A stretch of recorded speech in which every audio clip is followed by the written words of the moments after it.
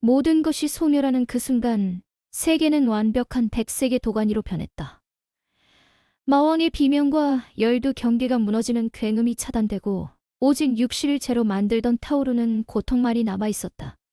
여몸의 의식은 그 끝없는 빛 속으로 깊고 어두운 심연으로 미끄러졌다. 죽음인가 아니면 영원한 침묵인가? 그러나 감각이 돌아왔다. 아니, 정확히 말하면 감각이 재생되었다. 다 들어가 끊겼던 신경이 하나둘씩 연결되고 뇌수를 찌르던 두통은 맑은 종소리처럼 흩어졌다. 눈꺼풀을 들어 올리자 눈부신 햇살이 아니라 낡고 거친 천장이 시야에 들어왔다. 입에서 나온 탄성은 깊은 중저음이 아니었다. 아직 성숙하지 못한 청년 특유의 건조한 목소리. 여몽은 반사적으로 몸을 일으키려 했지만 마치 납덩이를 얹어놓은 듯 무거운 사지가 반항했다. 딱딱한 나무 침대, 냄새가 배인 이불, 그리고 창틈으로 새어들어오는 먼지, 춤추는 빛 한 줄기. 이곳은 지옥의 입구인가? 아니면 아기의 세상? 그는 자신의 가슴을 움켜쥐었다. 심장이 뛰고 있다. 생명력이라는 감촉이 손끝에 절해진다. 검붉은 피가 돌고 혈관을 타고 흐르는 기운이 느껴진다. 100년간 멸망을 향해 치다름에 잊고 지냈던 풋풋하고도 격렬한 생명의 고동. 죽음조차 나를 거부한 건가? 천검염원, 아니 살생기 여몸을. 그는 힘겹게 몸을 일으켜 좁은 방의 한 구석에 놓인 거울이 달린 낡은 화장대 앞으로 다다랐다. 비틀거리는 걸음은 위태로워 보였지만 그의 눈동자만큼은 맹수처럼 주변을 훑었다. 익숙하다. 너무나도 익숙한 좁은 방. 문짝 하나다 삐뚤어진 문, 벽면에 새겨진 흉터 같은 낙서들. 이 공간은 100년 전 내가 머물던 천검은 외문 제자의 고택. 거울 속에 비친 인물을 마주한 순간 여몽의 사고가 정지했다. 백발이 성성하고 주름진 얼굴, 피로에 찌들고 죄책감에 일그러진 노인의 모습은 없었다. 그곳에는 촉촉한 빛을 머금은 눈망울, 여드름이 남아있는 거친 피부, 그리고 아직 앳된 느낌을 주는 20대 초반의 청년이 서 있었다. 이 얼굴은 그는 자신의 얼굴을 손가락으로 훑어내렸다. 거울 속의 청년도 똑같은 동작을 취했다. 꿈이 아니다. 환영이 아니다. 이것은 현실이다. 여몽의 머릿속에서 지난 100년의 기억, 황제의 참수, 마황과의 사투, 친구들의 죽음, 그리고 마지막에 뿌려졌던 자신의 피가 번개처럼 스치나갔다. 돌아온 것이다. 시간이 흐르지 않은 곳으로. 창밖에서 소란스러운 소리가 들려왔다. 장사치의 고함 소리, 술의 바퀴가 돌아가는 삐걱거림, 떠드는 아이들의 웃음소리. 멸망해가던 세계의 정적과 죽음의 악취는 온데간데없고 오직 눈코 뜰 새 없이 바쁜 강호의 생동감만이 고막을 때렸다. 소리가 있다. 생명이 있다. 저기 저 소음조차 그리웠던가. 들은 창문을 활짝 열어젖혔다. 시원한 바람이 실내로 몰려와 그의 젖은 이마를 적셨다. 바람에는 흙냄새와 먼지 냄새, 그리고 멀리서 밀려오는 꽃내음이 섞여 있었다. 붉게 물들어가던 하늘이 아니라 눈부시게 푸른 하늘이 그를 내려다보고 있었다. 12경계는 아직 붕괴하지 않았다. 마왕은 태어나지 않았다. 제갈관은 멸문하지 않았다. 그리고 그들도 아직 살아있다. 주먹을 꽉 쥐자 손마다리에 통증이 느껴졌다. 아직 약한 힘. 하지만 이 육신 안에는 미래의 모든 무공과 지시, 그리고 100년의 무게가 깃들어 있었다. 여몽은 자신의 왼손을 펼쳐보았다. 이 손으로 악을 멸하고 세상을 구하겠다고 꿈꿨었으나 결국 살생의 길을 걸었던 손. 힘으로 악을 누르는 것은 해답이 아니었다. 욕망의 근원을 끊지 못하면 파도는 다시 밀려온다. 이번에는 다르다. 그는 눈을 감았다. 혈관을 타고 흐르는 기운을 제어하려 했다. 과거의 기억. 아직 각성되지 않은 잠재력이 손끝에서 전기를 일으키듯 팽팽하게 당겨졌다. 천곰의 경지에 닿기 전 그저 잡초 같은 검객이었던 시절의 몸. 하지만 영혼만은 이미 절대자의 영역에 도달해 있었다. 이번에 내가 휘두르는 검은 적을 죽이기 위함이 아니라 사람을 살리기 위함이 될 것이다. 방 안의 먼지가 햇살을 타고 춤을 추며 천천히 가라앉았다. 여몽은 화장대 위에 놓인 낡은 목검을 집어들었다. 묵직한 무게감이 손바닥에 전해졌다. 100년 전 이 검 하나로 세상을 바꾸겠다며 설레었던 그 순간의 감촉. 다시 시작이다. 잿빛검은 끝났고 이제 진짜 강호가 펼쳐진다. 그는 목검을 허공에 뻗었다. 비록 서툴러 보일지라도 검 끝에서 뻗어나오는 살기는 이미 서녀를 이근 전사의 것이었다. 하지만 그 살기는 차가운 냉기가 아닌 뜨거운 구원의 열기처럼 느껴졌다. 기다려라, 운명이여. 이번엔 네가 내 칼날 아래서 비명을 지를지 아니면 내 손에 이끌려 새로운 길을 걸을지 보게 될 것이다. 방 안의 고요함이 감돌았다. 하지만 그 고요함은 죽음의 정적이 아니었다. 폭풍우가 오기 직전 바다를 잔잔하게 덮고 있는 깊은 평원과도 같았다. 여몽은 검을 거두고 방문을 나섰다. 복도에서는 내일 모레 있을 외문제자 시험에 떠드는 동기들의 소란한 웃음소리가 들려왔다. 시끄럽군. 하지만 싫지 않아. 대가의 넓은 연무장에 아침 햇살이 길게 들이온다. 나뭇잎 스치는 소리와 함께 목검이 부딪히며 날카로운 파열음을 내는 소리가 아침의 정적을 깬다. 그 소음은 과거 여몽이 들었던 비명소리가 아니라 생동감 넘치는 젊은이들의 호흡이다. 여몽은 연무장 입구에 멈춰서서 그 황홀하고도 아픈 광경을 묵묵히 바라본다. 그의 시선이 닿은 곳, 연무장 중앙에서 땀을 비오듯 흘리며 검을 휘두르는 거구의 청년이 보인다. 영광, 마왕과의 최후의 전쟁에서 여몽의 등을 대신해 화살열에다 발을 맞고 쓰러졌던 그야말로 의리의 화신과 같았던 친구다. 그리고 그 옆에서 몸을 날려 공격을 피하는 가냘픈 여검사, 수련. 그녀 역시 독설의 음모로 잿더미가 되었던 기억이 생생하다. 살아있다. 여몽의 입에서 나온 목소리는 바람보다 가볍지만 그의 내면은 거대한 파도에 휩쓸린 듯 요동친다. 100년의 세월을 뛰어넘어 멸망의 틈바구니에서 사라졌던 그들이 눈앞에 있다. 땀에 젖은 옷, 거친 숨소리, 생명력이 넘치는 붉은 안색. 그 모든 것이 꿈만 같아 눈을 의심하게 만든다. 그때 여몽의 존재를 알아차린 듯 영광이 검을 멈추고 이쪽을 본다. 그의 얼굴에는 여몽을 보는 벌레를 보는 듯한 장난스러운 미소가 번진다. 그 미소는 여몽의 가슴을 찌르지만 동시에 그리운 축복이기도 했다. 어이 잡초야. 그쪽에 꼬박꼬박 써서 뭐하냐? 너 또 연무장 조사다 하러 온 거야? 연무장 아래 다른 제자들이 폭소를 터뜨린다. 잡초라는 별명은 무공이 형편없이 약하고 존재감도 희미했던 여몽의 과거를 대변하는 이름이었다. 하지만 여몽에게 그 조롱은 세상에서 가장 듣고 싶은 칭찬과도 같았다. 죽음보다 차가운 침묵이 아닌 따뜻한 살아있음의 증거였으니까. 아니, 그냥 너희가 연습하는 게 보고 싶어서. 여몽의 대답을 들은 영광은 곤란하다는 듯 얼굴을 찌푸리며 코를 훌쩍인다. 그는 쓰게에 맨 수건으로 땀을 닦으며 여몽에게 다가온다. 그 굵은 주먹이 여몽의 어깨를 세게 때린다. 그 타격은 살갑게 다가오는 인사치레였지만 여몽의 몸은 본능적으로 반응하여 그 힘을 흩어버릴 뻔한다. 여몽은 온 힘을 다해 반사신경을 억제하고 그 주먹을 고스란히 받아낸다. 야, 이 녀석 보게. 오늘따라 헛소리가 심하네? 우리 연습이 뭐가 좋다고 보고 싶다니? 혹시 열이 나냐? 손을 좀 보자. 영광이 여몽의 이마에 손을 가져간 뒤 과장되게 화들짝 놀란다. 주변의 제자들이 다시 웃음보를 터뜨린다. 그 시끌벅적한 소음 속에서 여몽은 천천히 눈을 감는다. 차가운 영혼의 동굴에 따스한 햇살이 스며드는 기분이다. 아, 괜찮다. 그냥 네가 쓰러지지 않고 서 있는 게 좋더라고. 영광은 웃음을 멈추고 여몽을 빤히 쳐다본다.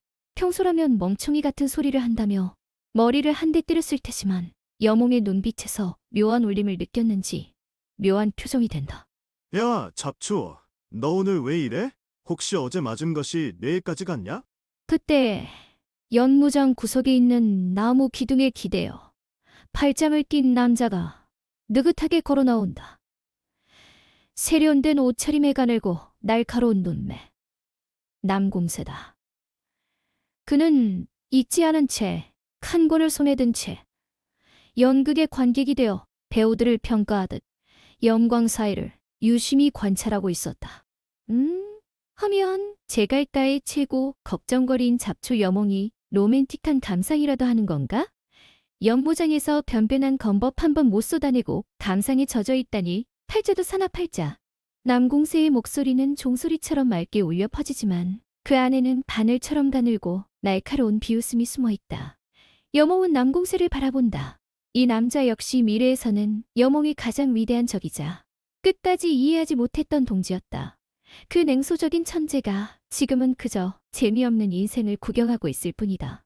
남궁세, 너 역시 건재하구나. 영문을 모르겠군. 나도 죽은 사람이었다고 착각하게 하는 그 표정은 뭐지? 염홍, 너 설마 오늘 약 먹고 안 들었냐? 남궁세는 여몽에게 다가와 그의 턱을 검지로 툭툭 건드린다. 장난기 섞인 행동이지만 남궁세 특유의 냉철한 눈빛이 여몽의 눈동자 깊은 곳을 파고든다. 그는 미세하지만 분명하게 이질적인 것을 느꼈다. 마치 깊은 연못 아래 잠들어 있던 고대에 괴물이 눈을 뜨는 듯한 위압감을. 기분 나쁘게 눈빛이 변했어. 전처럼 멍청한 눈이 아닌데. 내 뼈치 너무 눈부셔서 그럴 것이다. 여몽은 시선을 돌려 연무장 맞은편에 있는 사부를 바라본다. 백발이 성성한 사부는 지팡이를 짚고 제자들의 훈련을 지켜보고 있다. 미래에는 여몽이 구하지 못해 비참하게 살해당할 운명이었던 사부다. 여몽이 주먹이 소리 없이 꽉 쥐어진다. 손톱이 살을 파고들어 통증이 느껴질 정도다. 그 통증이 현실감을 붙잡아준다. 이번에는 절대 너희를 잃지 않으리. 여몽의 독백은 소리 없이 바람에 흩어진다. 영광이 여몽의 뒤를 밀치며 연무장 안으로 떠민다. 에이, 자, 감상은 거기까지 하고 빨리 들어와. 오늘 사부님이 검법시험 본다고 했어. 너 같은 잡초도 없으라 해서 뽑아보려다 뭐라나. 언니나 바쁜데 여몽씨까지 챙겨줄 거 없어요. 영광 오빠. 기는 봐도 바요 자빠질 테니까요. 수련 목소리 참 예쁘구나. 아침부터 귀가 즐겁네. 여몽의 칭찬에 수련의 얼굴이 붉어진다. 수련은 황급히 검을 고쳐 잡으며 여몽을 등진다. 여몽은 그들의 모습 하나하나가 소중한 보물처럼 느껴진다. 사륙이 난무했던 미래의 강호와는 달리 아직 더러움에 물들지 않은 순수한 시절. 하지만 여몽은 알고 있다. 이 평화가 얼마나 얄팍한 유리처럼 위태로운 것인지를. 제갈과의 몰락은 눈앞에 다가와 있고 비밀 결사의 그림자는 이미 이 연무장의 그늘 아래 드리워져 있다. 그가 구원이라는 길을 택한 이유는 바로 이 순간을 지키기 위해서다. 저 녀석 정말 바뀌었어. 멍청이는 멍청이인데 어딘가 사람을 편안하게 하면서도 동시에 전율이 일게 하는 정말이지 재미있는 변수가 나타났군. 남궁세는 팔짱을 낀 채 여몽의 뒷모습을 응시한다. 여몽은 천천히 목검을 집어든다. 묵직한 무게감이 손바닥에 전해진다. 100년 전 자신의 목숨이자 전부였던 검이지만 이제는 살인이 아닌 지킴을 위해 쥐어야 할 도구다. 에이, 이제 시작이다. 멸망의 12경계를 넘어 너희가 살아있는 세상으로. 여몽이 검을 고쳐 잡는 찰나 사부가 지팡이를 바닥에 쿵 내리찍는다. 연무장이 일순간에 조용해진다. 조용히 해라. 너희들이 가진 칼날은 적을 베기 위함이 아니라 자신을 베어내고 갈고 닦기 위함이다. 마음을 바로잡지 못한 자는 칼을 놓아라. 사부의 목소리가 뜨거운 태양과 함께 여몽의 전신을 감싼다. 여몽은 깊게 숨을 들이마신다. 피와 화약 냄새가 아닌 극과 풀 냄새가 가득한 공기가 폐부 깊숙이 스며든다. 이것이 그가 그토록 되찾고자 했던 세상의 냄새다. 야, 잡초. 딴짓 말고 자세 바로 잡아. 사부님 쳐다보셔. 알았어, 영광. 그리고 고맙다. 여몽의 나지막한 대답에 영광은 이해할 수 없다는 표정을 짓지만 묵묵히 고개를 끄덕인다. 여몽의 눈동자에 비친 연무장의 풍경은 과거의 기억이 아니라 지켜내야 할 미래의 그림이 되어가고 있었다. 새벽의 안개가 아직 거치지 않은 무관 뒤편, 낡은 연목장은 정막에 잠겨있다. 젖은 흙냄새와 쇠 냄새가 섞인 공기 속에서 여몽은 헐거운 입자세를 고쳐 잡는다. 그의 손에는 검이 아닌 휘어진 나무 조각 하나가 들려있다. 하지만 여몽의 눈동자에는 마황을 베어낸 그날의 치열했던 살기가 고스란히 서려있다.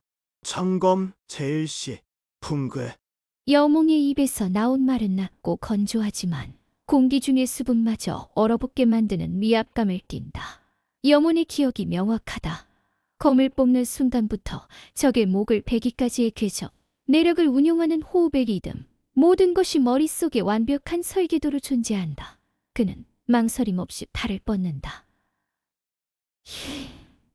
하지만 결과는 처참했다. 머릿속에서 그려진 병력 같은 일격 대신 나무 조각은 불안정하게 떨리며 공기를 갈았을 뿐이다. 여몽의 손목이 비틀리고 어깨 관절에서 뚝 하는 소리가 난다. 너무나도 미약한 동작. 그것은 100년 전 폐잔병 같은 처절한 수준이었다. 헨, 여몽은 떨리는 손을 내려다본다. 영혼은 마치 깊은 동굴 안에서 물이 떨어지듯 고요하고 깊지만 이 육신은 그 무게를 견뎌내지 못하는 낡은 그릇이다. 과거 자신의 몸, 단련되지 않은 근육, 막힌 경락, 부족한 내공. 최강자였던 자신의 의지가 담기기에는 너무나도 얄팍한 현실. 뭐 하는 거지? 쥐새끼가 쌀을 캐는 것도 저것보다는 날렵할 텐데. 담장 위에 걸터앉은 남공새가 은은한 미소를 띠며 내려다본다. 그의 목소리는 종소리처럼 맑게 울리지만 그 안에는 서리빨 같은 비꼬임이 서려 있다. 남공새는 여몽의 손에 들인 나무 조각을 툭툭 쳐다보며 혀를 찬다. 네 눈은 마치 세상을 불태워버릴 장렬하는 불꽃 같은데 손끝에서 나오는 건 그저 아마추어의 흉내내기군. 그거 숨이 차서 죽을지도 모르겠는데? 방해하지 마라. 남궁스. 방해? 나는 그저 관객일 뿐이야. 네가 그 엄살 피우는 수련으로 무엇을 얻으려는지 지켜보는 게 재미있어서 말이지. 자, 계속해봐. 내 무대 위에 배우가 실수를 하는 걸 보는 건 제 맛이거든. 여몽은 남궁스의 조롱에 아랑곳하지 않고 다시 자세를 잡는다. 그는 자신의 한계가 어디까지인지 확인해야 했다. 다시 한번 검을 쥐어드는 순간 그는 천검의 그 길을 불러온다. 과거 마황의 목을 치던 그 절대적인 사리를 현재의 육신에 주입한다. 거친 숨소리가 입술 사이로 새어나온다. 영혼의 힘이 육신의 한계를 뚫고 나가려 하자 온몸의 근육이 비명을 지른다. 혈관이 터질 듯 팽창하고 시야가 핑 돌아 돈다. 이것은 힘의 부재가 아니었다. 여몽은 뼈저리게 깨달았다. 거대한 영혼을 작은 그릇에 억지로 쑤셔넣고 있다면 결과는 그릇이 깨져버리는 파괴뿐이라는 것을. 아니야, 이건 아니다. 그는 주저앉고만 떠. 식은땀이 등줄기를 타고 흐른다. 자신이 그토록 닳고 닳도록 연마했던 무공들이 지금의 몸에서는 쓸모없는 장식품처럼 느껴진다. 완벽한 건보, 최선의 내력 운용. 그것들은 훗날 자신이 도달해야 할 이상이었지. 지금 당장 시행해야 할 현실이 아니었다. 포기할 텐가? 네가 말하던 구원 따위는 그 나무 조각으로도 안 되겠군. 역시 꿈은 달콤하고 현실은 시궁창이라는 게. 담궁새의 말은 비수처럼 날카로웠지만 여몽의 귓가에는 들어오지 않았다. 여몽은 자신의 손바닥을 들여다본다. 굳은 살 하나 없이 부드러운 손. 하지만 이 손은 100년 뒤 세상을 구하는 꿈을 쥐었었다. 문제는 검법이 아니었다. 문제는 응용이 없는 모방이었다. 완벽한 검을 휘두를 수 없다면 불완전한 검으로 최선의 결과를 만들어내면 된다. 여몽의 눈빛이 변한다. 절망이 거치고 차가운 이성의 빛이 그 자리를 채운다. 그는 과거의 영광에 집착하지 않는다. 마치 벼랑 끝에 몰린 짐승이 생존을 위해 본능을 깨우치듯 그는 지금의 자신이 할 수 있는 유일한 움직임을 계산하기 시작한다. 내력은 극히 부족하다. 신체 능력은 평균이하다. 그렇다면 내가 가진 것은 무엇인가? 100년 후의 경험, 그리고 적의 움직임을 읽는 눈. 여몽은 다시 나무 조각을 집어든다. 하지만 이번에는 거창한 기압을 내지지 않는다. 화려한 자세도 취하지 않는다. 그는 자신의 약한 팔꿈치와 손목의 움직임 범위를 냉정하게 분석한다. 과거의 검법에서 불필요한 동작을 전부 도려내고 남는 것은 살점을 떼어내듯이 잘라낸다. 담궁새의 눈썹이 꿈틀거린다. 여몽의 자세가 기이하다. 검을 든 손이 어깨 아래로 처지고 목의 중심은 지나치게 앞으로 쏠려 있다. 무릎을 굽히는 각도는 마치 달리기 직전의 달리기 선수와 같아 보인다. 그것은 검법이라기보다는 누군가에게 덤벼들기 위한 맹수의 포즈였다. 아, 힘으로 버티지 않는다. 흐름을 탄다. 적의 검이 닿기 절전 앞에 내 검이 먼저 그 목덜미를 스친다. 여몽의 시선이 허공의 한 지점에 고정된다. 그는 상상한다. 눈앞에 강호의 명인이 서 있다고. 아니, 마황이 서 있다고. 압도적인 힘의 차이. 도저히 이길 수 없는 상대. 하지만 그 틈을 비집고 들어갈 수 있는 극히 좁은 통로가 있다. 탕. 여몽의 나무 조각이 날아간다. 천둥 같은 소리는 없었다. 바람을 가르는 소리조차 미미했다. 하지만 남궁새는 본능적으로 뒷걸음질 쳤다. 나무 조각의 끝이 허공에 머물다가 사라진 지점, 바로 그곳은 사람의 목덜미가 위치할 가장 취약한 지점이었다. 하, 여몽은 나무 조각을 내려놓는다. 숨이 가쁘지 않다. 이전의 시도처럼 육체에 무리를 주지도 않았다. 비록 힘은 약했지만 그 움직임에는 효율이라는 이름의 살기가 배어 있었다. 최소한의 움직임으로 최대한의 결과를 얻어내는, 그것이 사륙이 아닌 구원을 위한 최적의 검법이었다. 그건 대체 뭐지? 당궁새의 눈동자가 크게 흔들린다.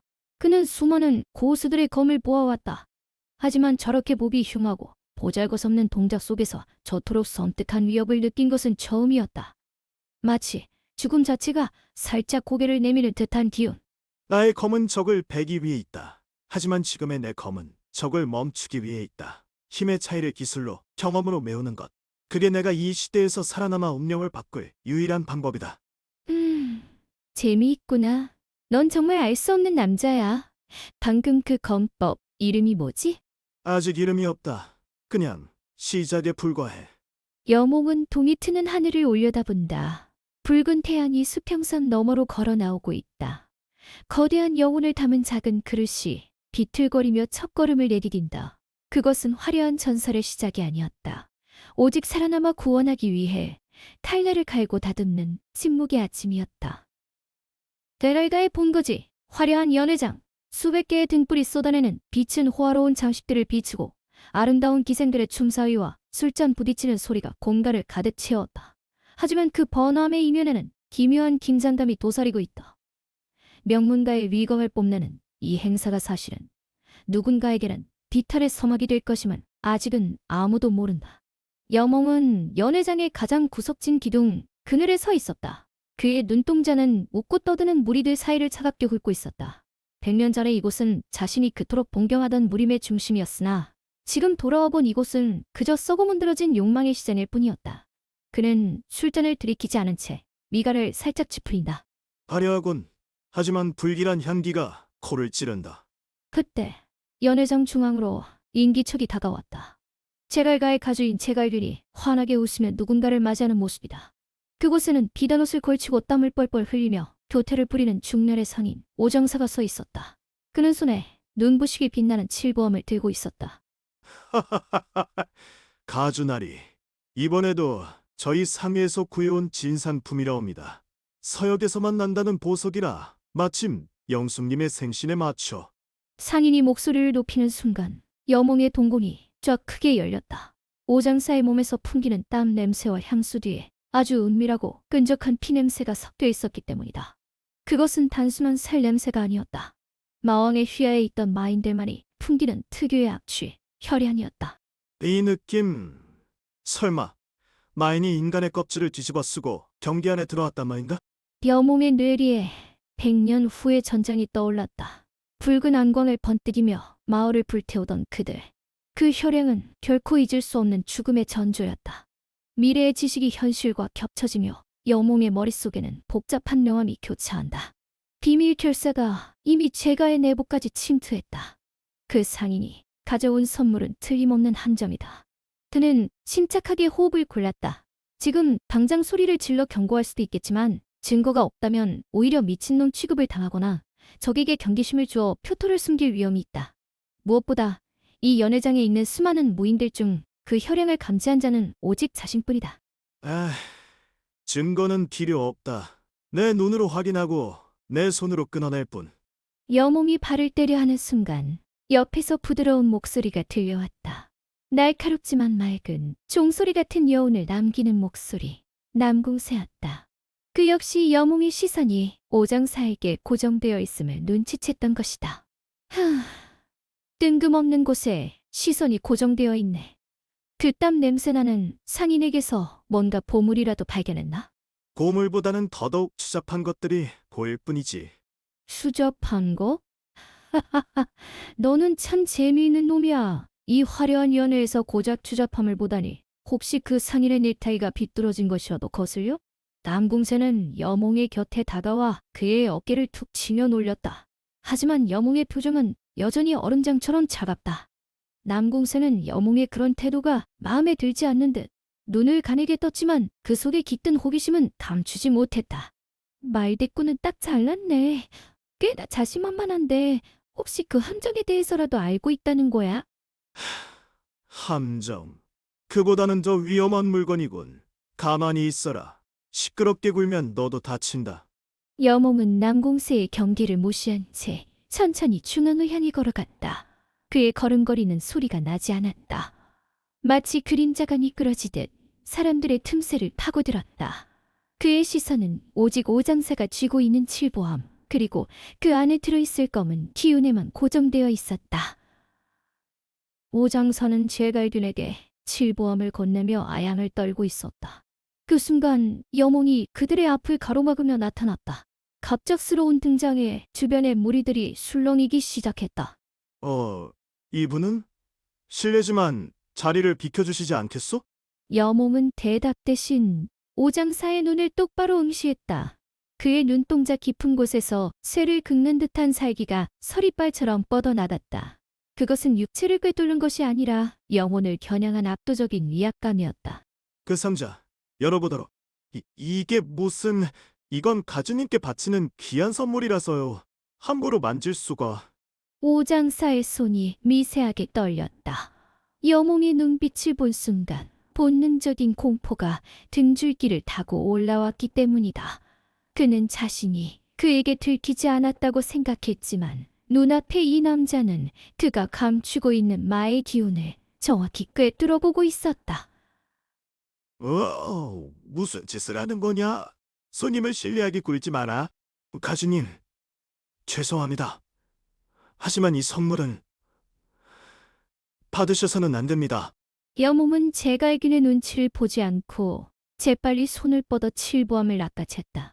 그리고 거침없이 뚜껑을 열어젖혔다. 딱 하는 소리와 함께 연회장의 공기가 일순간 얼어붙었다. 칠보암 아래는 기이한 붉은 빛을 띠는 검은 구슬이 놓여 있었다. 볼은 순간 현기증이 느껴질 정도로 강렬한 흡입력이 뿜어져 나왔다. 그것은 제갈가의 가문 보물을 탐취하고 문벌을 내부에서부터 갈라놓기 위해 만들어진 저주받은 유물 혈안이었다. 으아, 저게 뭐야?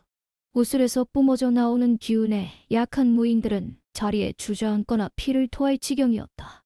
오장사는 비명을 지르며 뒷걸음질 쳤다. 그의 인간의 가면이 벗겨지고 잠시 동안 마의 본성이 드러나는 듯한 찰나였다. 아니, 이럴 수가. 어떻게 감지했지? 여몽은 칠보암을 든 손에 힘을 주었다. 그의 손바닥에서 뜨거운 열기가 솟구쳐 올라 구슬을 감쌌다. 마치 태양이 떨어진 듯한 강렬한 기운이 구슬의 사악한 기운을 짓누르기 시작했다. 썩어 빠진 놈들 내 눈앞에서 설치다니 사양하지.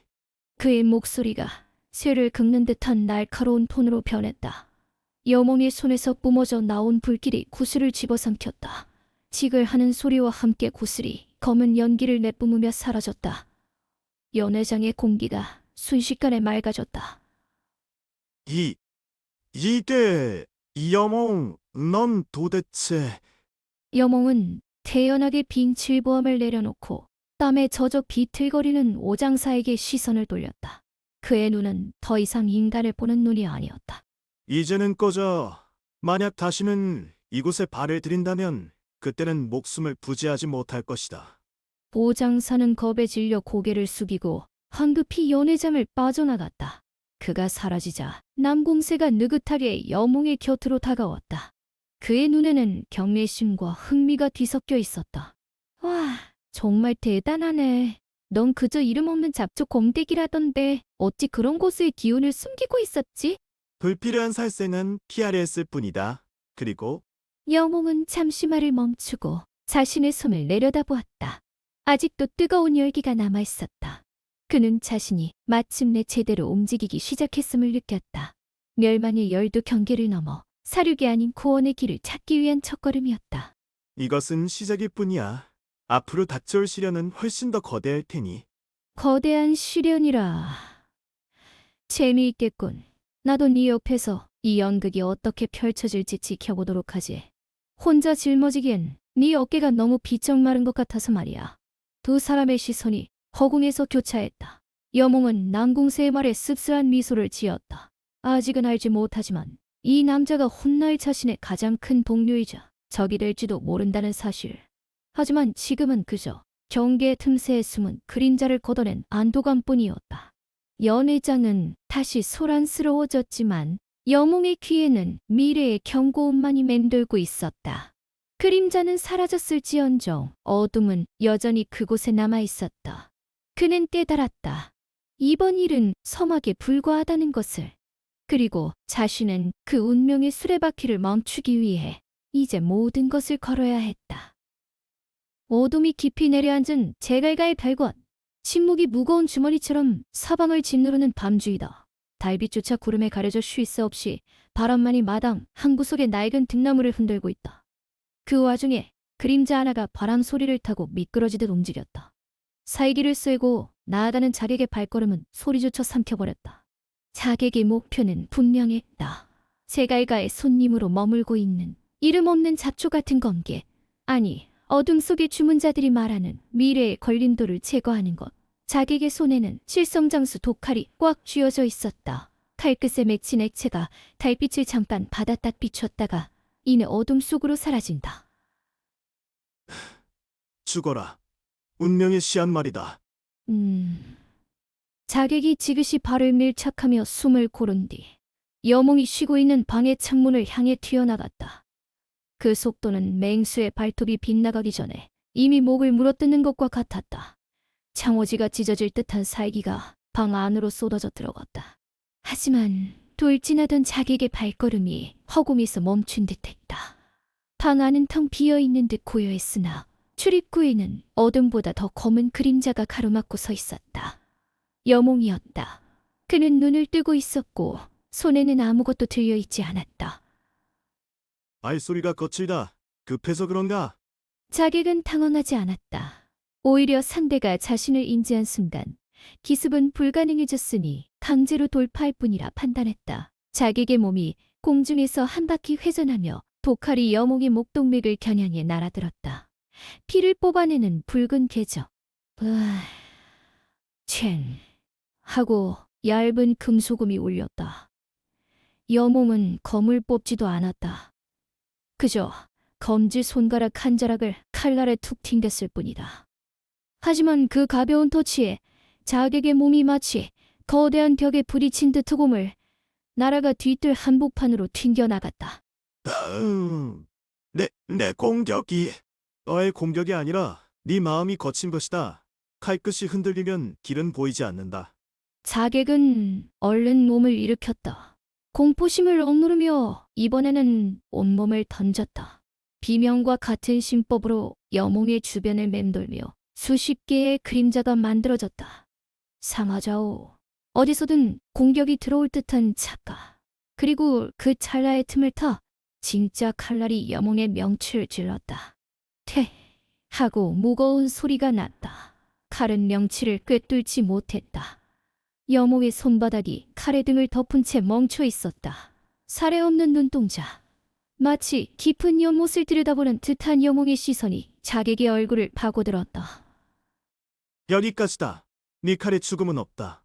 오직 절망만 있을 뿐. 여몽의 손목이 미세하게 꿈틀거렸다. 천둥이 치는 듯한 충격파가 칼날을 타고 자객의 손으로 전해졌다. 아, 비명과 함께 자객의 손에서 검이 튕겨져 나갔다. 여몽은 틈을 주지 않고 발을 뻗어 자객의 무릎 관절 뒤를 툭 찍었다. 다리의 오른쪽 무릎이 꺾이며 바닥에 쓰러졌다. 도망칠 수도 반항할 수도 없는 완벽한 구속. 여몽은 쓰러진 자객의 위로 천천히 다가갔다. 그의 그림자가 자객을 덮쳤다. 뛴다. 쓰디지는 마라. 죽이러 온 주제에 벌벌 떠는군. 하지만 내 너를 죽이지는 않겠다. 죽음은 고통의 끝일 뿐 그 죄값을 치르는 것은 아니니까. 여몽은 허리를 굽혀 자객의 얼굴을 가리고 있는 검은 천을 찢어 발겼다. 드러난 얼굴은 예상보다 훨씬 어렸다. 갓 약관을 넘긴 듯한 청년. 그의 눈에는 생에 대한 집착과 공포가 뒤섞여 있었다. 기밀 결사의 하인이군. 네 눈동자에 배어있는 그 모양, 흑염각의 학업 자격이냐? 그게 어떻게? 네 숨결이 말해주고 있다. 독을 다루는 냄새, 그리고 죽음에 익숙해지려 애쓰는 초보자의 특유한 냄새. 누가 너를 보냈지? 제갈가를 노리는 네 배우는 누구냐? 가객은 입을 다물었다. 조직의 규율, 그리고 자신을 인질로 잡힌 가족의 아니가 그의 입을 막고 있었다. 입술을 깨물며 피를 삼키려는 그의 모습은 비참해 보였다. 말할 수 없다. 차라리 죽여라. 여몽은 한숨을 내쉬었다. 그 한숨에는 씁쓸함이 깔려 있었다. 100년 전의 자신이라면 이때 이미 칼을 뽑아 고개를 치고 시체를 구석에 처박았을 것이다. 하지만 지금의 여몽은 다르다. 그는 피를 흘리지 않고 심판을 내리는 법을 배우고 있었다. 죽음은 언제나 너를 기다리겠지. 하지만 네가 지키려는 것, 그리고 네가 잃어버린 것들은 돌아오지 않는다. 네가 흑염각을 위해 죽는다고 해서 그들이 네 가족을 풀어줄 거라고 생각하느냐? 뭐라? 이밀 결사의 방식은 내가 너보다 더 잘 안다. 그들은 도구가 쓸모 없어지면 혹은 도구가 잡히면 즉시 연을 끊어버린다. 네가 지금 여기서 죽으면 네 동생은 아마 쓸모없는 짐 취급을 받아 처리될 것이다. 여몽의 말은 날카로운 비수처럼 자객의 가장 약한 곳을 찔렀다. 자객의 눈동자가 크게 흔들렸다. 거짓말. 그들은 약속했다. 일만 끝나면 동생을... 약속? 악의 무리의 약속이란 없다. 오직 이득과 위험만이 있을 뿐. 내가 미래를 본다는 것을 믿지 않겠지만 네가 오늘 밤 여기서 죽는다면 사흘 뒤 네 동생의 시체는 강물에 떠오를 것이다. 자객의 어깨가 들썩이기 시작했다. 믿고 싶지 않은 믿음 못할 진실. 여몽의 눈빛은 너무나도 담담해서 거짓말이라고 느껴지지 않았다. 그것은 사실을 말하는 자의 여유로움이었다. 왜... 어떻게 해야 합니까? 살아남는 길은 하나다. 네가 쥐고 있는 칼을 그들에게 겨누든지 아니면 지옥을 견디며 기회를 노리든지. 하지만 지금은 내게 정보를 줘라. 누가 너를 보냈으며 그들의 다음 타겟은 누구지? 자객은 결국 깨졌다. 그는 떨리는 입을 열어 조직의 간부 명단과 제갈가 내부의 내통자가 누구인지, 그리고 오늘 밤 결동대가 제갈가의 창고를 불태울 계획이라는 것을 실토했다. 제갈가의 장노충이 내 통자라. 역시 권력의 중심부터 썩어 문드러져 있군. 여몽은 자객의 어깨에 손을 올렸다. 자객이 움찔하며 죽음을 예상했지만 여몽의 손에는 기운이 모여 자객의 흩어진 경락을 바로잡아주고 있었다. 일어나라. 너를 죽이지 않을 것이다. 대신 네 목숨은 이제 네 것이 아니라 네가 구원해야 할 자들의 것이다. 가서 네 동생을 찾아라. 그리고 다시는 사리를 품지 않는 검을 들어라. 당신은 도대체 누구십니까? 저 같은 천한 목숨을 살려주시고 나는 지나가던 길에 멈춰선 사람일 뿐이다. 사라져라. 네가 이곳에 있었다는 기억을 남기지 마라. 아, 자객은 여몽에게 땅을 머리에 이고 큰절을 올린 후 다친 다리를 끌며 어둠 속으로 사라졌다. 여몽은 그 뒷모습을 별 감정 없이 바라보았다. 바람이 다시 불어와 여몽의 옷자락을 흔들었다. 그는 자신의 손을 내려다보았다. 피 한 방울 묻지 않은 깨끗한 손. 100년 전의 자신이라면 이 손은 끊임없이 피로 물들어 있었을 것이다. 아, 이것이 구원인가? 아니면 또 다른 오만인가?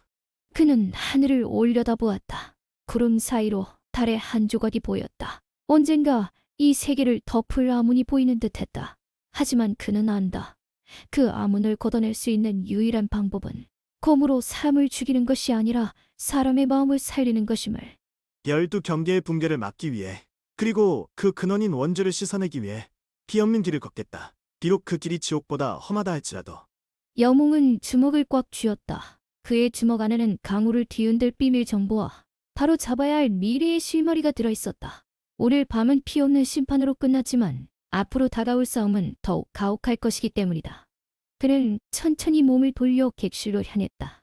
다시 찾아온 고요함. 하지만 그 안의 공기는 확실히 달라져 있었다. 여몽이라는 존재 하나가 강호의 운명을 바꿔놓기 시작한 첫 신호탄이었다. 가객을 보낸 것은 제갈가의 내부자. 남공세라면 이 정도 흠은 눈치챘겠지. 내일은 그 녀석과 대화를 나눠봐야겠군. 여몽의 그림자가 달비달에 길게 늘어졌다. 마치 과거의 유령을 짊어지고 미래를 향해 걷는 것처럼.